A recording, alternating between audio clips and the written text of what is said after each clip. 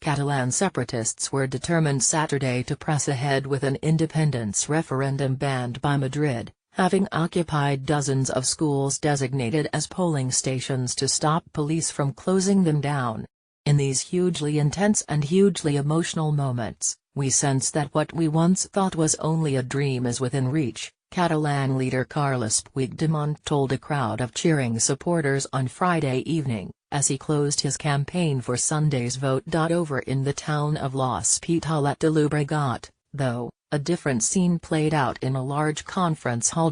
There, some 2,000 people who oppose separating from Spain rallied at a meeting called by Ciudadanos, Catalonia's main opposition party. The vote has stoked passions in the wealthy northeastern region, pitting Catalan leaders against the central government in one of the biggest crises to hit Spain since democracy was restored after the death of dictator Francisco Franco in 1975. It has also sown divisions among Catalans themselves, with the region deeply split on independence, even if a large majority want to be allowed to settle the matter in a legal vote. There is nothing that justifies violating so basic a right as the right to vote, Omar Sanchez, a 29-year-old drama student, said from behind the railings of the Colosso Iguil school in Barcelona, which he and others had occupied. Authorities in Madrid have instructed police to ensure no votes are cast in a referendum that the courts have ruled unconstitutional.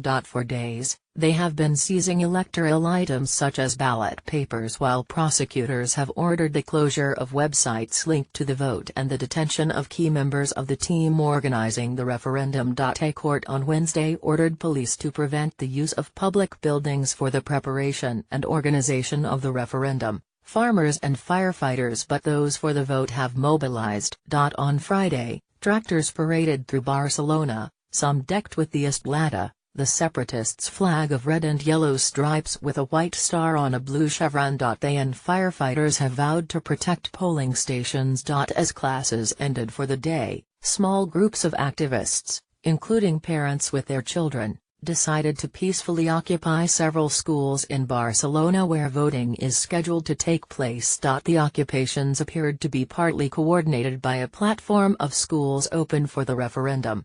By midnight, it was still unclear exactly how many schools were occupied, but organizers said dozens had been taken over in Barcelona. There were believed to be a lot more in the city and around the region, and the occupations were expected to continue throughout the weekend. Over at the anti-independence rally, though, Dolores Molero, a 53-year-old secretary from Tarragona, a city further south, said the situation was a dead end.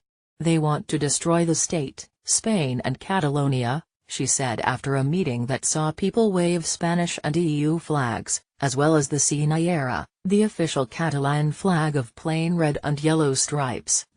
Risk of disruption. Madrid has repeatedly warned those who help stage the referendum that they face repercussions. On Friday, Spain's education ministry said in a statement that head teachers in Catalonia were not exempt from liability if they cooperated. But Jordi Sanchez, the president of the Catalan National Assembly, an influential pro-independence organization, told AFP the court order said public spaces could not be used for the referendum on Sunday, but it did not say anything about leisure activities today and Saturday.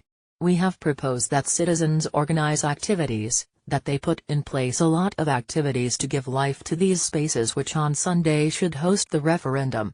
Barcelona's Joan Brossa High School, for instance, advertised a series of activities for Friday and Saturday, including film screenings, football matches and Zumba dance fitness classes.